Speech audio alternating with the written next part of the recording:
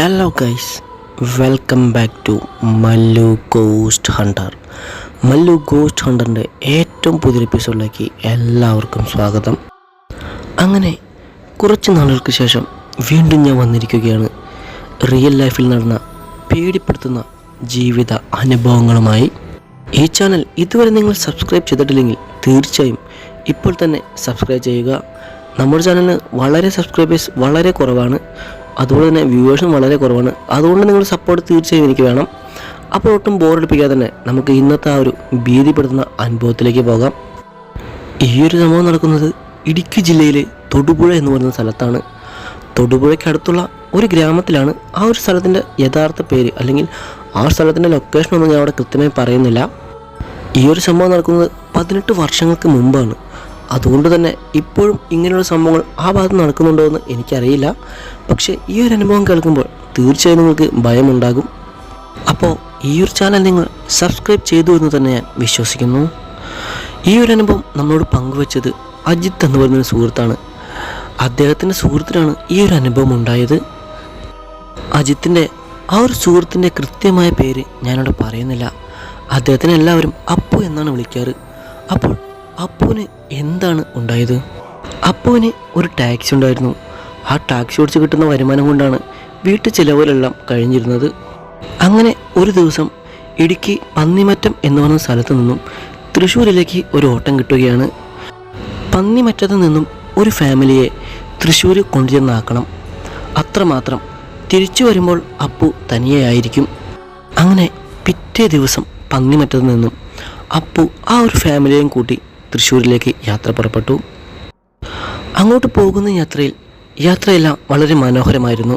കാരണം കൂടെ ഫാമിലി ഉണ്ട്, എല്ലാവരും നല്ല ജോളി മൂഡിലായിരുന്നു പോയിരുന്നത്. അങ്ങനെ ഏകദേശം 3-4 മണിയായപ്പോഴേക്കും അവർ തൃശ്ശൂരെത്തി. അവരെവിടെ കൊണ്ടുപോയി ഇറക്കി ഏകദേശം 1 മണിക്കൂറിന് ശേഷം അപ്പു തിരിച്ച് ഇടുക്കിയിലേക്ക് യാത്രയായി.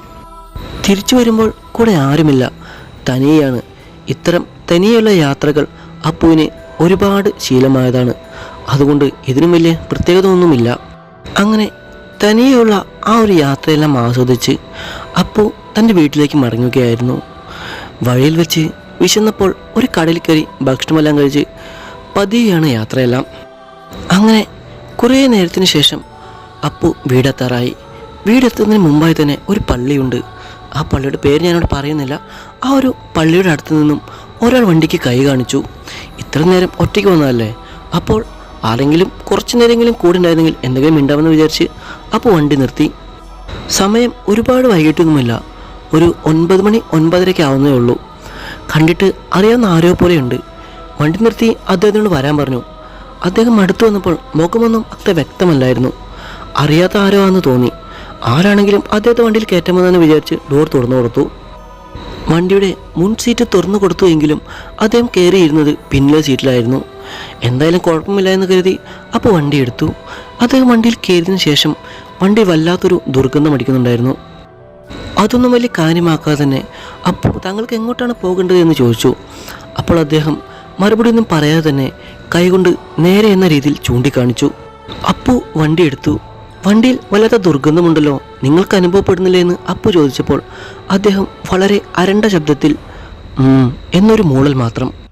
കുറച്ച് ദൂരമെത്തിയപ്പോൾ 2 വഴിയായി. നേരെ പോകുന്നത് തൊടുപുഴ പൂമല റൂട്ടിലേക്കാണ്. അപ്പുവിന് പോകേണ്ടത് ആ ഒരു റൂട്ടിലേക്കാണ്. അപ്പോൾ ഇദ്ദേഹത്തിന് എങ്ങോട്ട് പോകണമെന്നറിയാൻ വേണ്ടി എങ്ങോട്ടാണെന്ന് ചോദിച്ചപ്പോൾ നേരെ തന്നെ ചൂണ്ടിക്കാണിച്ചു. അപ്പോൾ ഒന്നും മിണ്ടാതെ തന്നെ വണ്ടി എടുത്തു. വണ്ടിക്കുള്ളിലെ ദുർഗന്ധം സഹിക്കുന്നതിനും അപ്പുറമായിരുന്നു. എങ്കിലും അതൊന്നും വലിയ കാര്യമാക്കാതെ തന്നെ അപ്പു വണ്ടിയിൽ AC എല്ലാം ഇട്ട് യാത്ര തുടർന്നു. കുറച്ച് ദൂരം കൂടി ചെന്ന് കഴിഞ്ഞാൽ അപ്പുവിന് വീടെത്തും. പക്ഷേ ഈ കൂടെയുള്ള ആൾക്ക് എവിടെ പോകേണ്ടതെന്ന് അറിയില്ല. എന്തെങ്കിലും ചോദിച്ചാൽ തന്നെ ഒന്നും പറയുന്നുമില്ല. അദ്ദേഹം വണ്ടിയിൽ തന്നെ ഉണ്ടോ എന്ന് നോക്കാൻ വേണ്ടി പതിയെ ഒന്ന് തിരിഞ്ഞു നോക്കി. അദ്ദേഹം അവിടെ തന്നെയുണ്ട്, പക്ഷേ മുഖം ഒട്ടും വ്യക്തമല്ല. അപ്പു എന്തൊക്കെയോ വിശേഷങ്ങൾ പറയുന്നുണ്ട് എങ്കിലും അദ്ദേഹം അതൊന്നും കാര്യമാക്കുന്നില്ല. എല്ലാത്തിനും വളരെ ഒരു അരണ്ട രീതിയിലുള്ള മൂളൽ മാത്രം. അങ്ങനെ 2 കിലോമീറ്റർ കൂടി കഴിഞ്ഞ് കഴിഞ്ഞാൽ അപ്പുവിൻ്റെ വീടെത്തും. ഇദ്ദേഹത്തിന് എവിടെയാണ് പോകേണ്ടതെന്ന് അറിയാതെ എവിടെ കൊണ്ടുപോയി ഇറക്കും? എന്തായാലും ഒരു വട്ടം കൂടി ചോദിക്കാമെന്ന് വിചാരിച്ച് അദ്ദേഹത്തിനോട് എവിടെയാണ് പോകേണ്ടത് എന്ന് ചോദിക്കാൻ ഒരുങ്ങുമ്പോഴേക്കും പെട്ടെന്ന് തന്നെ 2 കൈകൾ വന്ന് അപ്പുവിൻ്റെ കഴുത്തിൽ അമർത്തി പിടിച്ചു. പെട്ടെന്ന് നിയന്ത്രണം വിട്ട് വണ്ടി ഒരു പോസ്റ്റിൽ ചെന്നിടിച്ചു. പേടിച്ച് അപ്പു പെട്ടെന്ന് തന്നെ വണ്ടിയിൽ നിന്നും ചാടിയിറങ്ങി. ഉള്ളിലുണ്ടായിരുന്ന അയാൾ തന്നെ ആക്രമിക്കാൻ ശ്രമിച്ചു. പെട്ടെന്ന് തന്നെ പിന്നിൽ നിന്നും അയാളെ വാരിയെടുത്ത് അടിക്കാനുള്ള ദേഷ്യത്തിൽ തന്നെ അപ്പു പിന്നിൽ ഡോർ തുറന്നു നോക്കിയപ്പോൾ അവിടെ ആരെയും തന്നെ കാണാനില്ല. പെട്ടെന്ന് അപ്പുവിന് വല്ലാത്ത ഭയം തോന്നി. എന്താണിപ്പോൾ ഉണ്ടായത്? എൻ്റെ കഴുത്തിൽ പിടിച്ച ആ ആളെവിടെ? ഒരുപാട് ചിന്തിച്ച് സമയം കളയാതെ അപ്പു വണ്ടിയെടുത്ത് യാത്ര തുടർന്നു. 2 കിലോമീറ്റർ കൂടി കഴിഞ്ഞാൽ അപ്പുവിൻ്റെ വീടായി. പെട്ടെന്ന് തന്നെ വീട്ടിലെത്തണം. അങ്ങനെ വണ്ടിയിൽ കയറി വണ്ടി സ്റ്റാർട്ട് ചെയ്ത് വണ്ടി എടുക്കാൻ ഒരുങ്ങുമ്പോഴേക്കും വണ്ടിയുടെ ബോണറ്റിന് മുമ്പിൽ ആ ഒരു രൂപം, അതായത് വണ്ടിയുടെ പിന്നിലിരുന്ന ആ ഒരു രൂപം വണ്ടിയുടെ ബോണറ്റിന് മുകളിൽ കയറി നിൽക്കുന്നു. ഇത് കണ്ടതും അപ്പുവിന് വല്ലാത്ത ഭയം തോന്നി. വണ്ടിയുടെ എല്ലാ ഡോറും പെട്ടെന്ന് തന്നെ ലോക്ക് ചെയ്തു.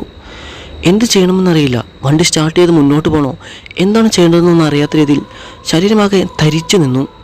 പെട്ടെന്ന് ആ രൂപം മുന്നിൽ നിന്നും അപ്രത്യക്ഷമായി. അപ്പോൾ തന്നെ അപ്പോൾ വണ്ടി സ്റ്റാർട്ട് ചെയ്ത് മുന്നോട്ട് പോയി. കുറച്ചു ദൂരം ചെന്നപ്പോഴേക്കും ആ ഒരു രൂപം വണ്ടിയുടെ മുന്നിലേക്ക് എടുത്തു ചാടി. കുറച്ചു നേരം വണ്ടി അവിടെ നിർത്തിയതിന് ശേഷം തൻ്റെ സുഹൃത്തായ അജിത്തിനെ കോൾ ചെയ്തു. അങ്ങനെ നടന്നെല്ലാം അജിത്തിനോട് പറഞ്ഞു. ഇതെല്ലാം നിന്റെ തോന്നലായിരിക്കും, നീ പേടിക്കണ്ട എന്ന് പറഞ്ഞ് അജിത്ത് അവനെ കൂട്ടാനായി അവിടം വരെ ബൈക്കിൽ വന്നു. അങ്ങനെ അജിത്ത് മുന്നിൽ ബൈക്കിൽ പോകുന്നു. അതിന് പിന്നിലായാണ് അപ്പു വന്നത്. അദ്ദേഹത്തിന് വല്ലാതെ ഭയമുണ്ടായിരുന്നു. കുറച്ചു ദൂരം കഴിഞ്ഞപ്പോഴാണ് അപ്പു ഒരു കാര്യം ശ്രദ്ധിക്കുന്നത്. അജിത്തിൻ്റെ ബൈക്കിൻ്റെ ബേക്കിൽ ആരോ ഇരിക്കുന്നു. ആ അപ്പുവിൻ്റെ വണ്ടിയുടെ പിന്നിൽ കയറിയ ആ ഒരു രൂപം തന്നെയാണ് അതിന് ബേക്കിലിരിക്കുന്നതെന്ന് അവന് മനസ്സിലായി. കാരണം ആ ഒരു രൂപം തിരിഞ്ഞ് അപ്പുവിനെ വല്ലാതെ നോക്കുന്നുണ്ടായിരുന്നു. അപ്പോൾ തന്നെ അപ്പു ഫോണെടുത്ത് അജിത്തിനെ വിളിച്ചിട്ട് പറഞ്ഞു, നീ പെട്ടെന്നൊന്ന് വണ്ടി നിർത്തുകയെന്ന്. കാര്യം എന്താണെന്ന് പറഞ്ഞില്ല. കാരണം പെട്ടെന്ന് അജിത്ത് എങ്ങാനും പേടിച്ച് വണ്ടി ആക്സിഡൻ്റ് ആയാലോ. അങ്ങനെ അപ്പു പെട്ടെന്ന് വണ്ടിയിൽ നിന്നും ഇറങ്ങി ഓടി വന്നു നോക്കുമ്പോൾ അജിത്തിൻ്റെ വണ്ടിയുടെ ബാക്കിൽ ആരുമില്ല. വീണ്ടും അപ്പു ധൈര്യം സംഭരിച്ച് വണ്ടി എടുത്തു. അങ്ങനെ അന്ന് വീട്ടിൽ സേഫായി തന്നെ എത്തി. പക്ഷേ ഈ ഒരു അനുഭവം അല്ലെങ്കിൽ ഈ ഒരു സംഭവം അന്ന് രാത്രി അവന് മറക്കാൻ സാധിച്ചില്ല. എത്ര കിടന്നിട്ടും ഉറക്കം വരുന്നില്ല. ആ ഒരു രൂപം, മുഖം വ്യക്തമല്ലെങ്കിലും ആ ഒരു രൂപം അവൻ്റെ മനസ്സിൽ നിന്നും പോകുന്നില്ല. മാത്രമല്ല പേടി കൊണ്ട് ഒരാഴ്ച പനി പിടിച്ച് വീട്ടിൽ തന്നെ കിടപ്പായി. പിറ്റേ ദിവസം തന്നെ അമ്പലത്തിൽ പോയി പൂജയും വഴിപാടും കയ്യിൽ ചരടെല്ലാം കെട്ടിയിരുന്നു. എങ്കിലും ആ ഒരു ഭയമുള്ളത് കൊണ്ട് തന്നെ ഒരാഴ്ച പനി പിടിച്ച് വീട്ടിൽ തന്നെ ഇരിക്കേണ്ടി വന്നു. ഈ ഒരു സംഭവത്തിന് ശേഷം അപ്പോൾ രാത്രി കാലങ്ങളിലെല്ലാം ഓട്ടം വളരെയധികം കുറച്ചിരുന്നു. മാത്രമല്ല രാത്രി കാലങ്ങളിൽ ആരെങ്കിലും വണ്ടിക്ക് കൈ കാണിക്കുകയാണെങ്കിൽ, പരിചയമില്ലാത്ത ആളാണെങ്കിൽ അദ്ദേഹം വണ്ടി നിർത്തി കൊടുക്കുന്ന ആ ഒരു സ്വഭാവം അതങ്ങോട്ട് മാറ്റി. ഈ ഒരു സംഭവം നടന്നിട്ട് ഒരുപാട് വർഷമായി. എങ്കിലും ഇത്തരം അനുഭവങ്ങൾ പലർക്കും നടന്നിട്ടുണ്ട് എന്നാണ് അപ്പുവിൻ്റെ സുഹൃത്തായ അജിത്തും പറഞ്ഞത്. ഈ ഒരു അനുഭവം നമ്മളോട് പങ്കുവച്ച സുഹൃത്തിൻ്റെ പേര് അജിത്ത് എന്നാണ്. അജിത്തിൻ്റെ സുഹൃത്തായ അപ്പുവിനാണ് ഇത് നടന്നത്. ആ ഒരു പള്ളിയുടെ ഭാഗത്ത് ഒരു ശ്മശാനമുണ്ട്. അവിടെ മരിച്ച ആൾക്കാരുടെ ആത്മാക്കൾ രാത്രി കാലങ്ങളിൽ ഇങ്ങനെ വരാറുണ്ട്, പലരും കാണാറുണ്ടെന്നെല്ലാം പലപ്പോഴും പലരും പറഞ്ഞിട്ടുണ്ട്. ഇപ്പോഴും ഇത്തരം സംഭവങ്ങൾ അവിടെ നടക്കുന്നുണ്ടോ എന്ന് നമുക്കറിയില്ല. എങ്കിലും ഈ ഒരു അനുഭവം കേട്ടിട്ട് നിങ്ങൾക്ക് എന്താണ് തോന്നുന്നത്?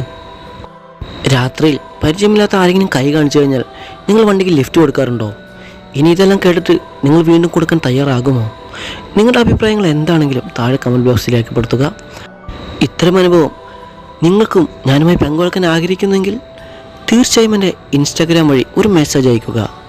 അപ്പോൾ ചാനൽ നിങ്ങൾ ഇതുവരെ സബ്സ്ക്രൈബ് ചെയ്തിട്ടില്ലെങ്കിൽ ഇപ്പോൾ തന്നെ ഒന്ന് സബ്സ്ക്രൈബ് ചെയ്തേക്കുക. അപ്പോൾ അടുത്തൊരു വീഡിയോയുമായി നമുക്ക് വീണ്ടും കാണാം.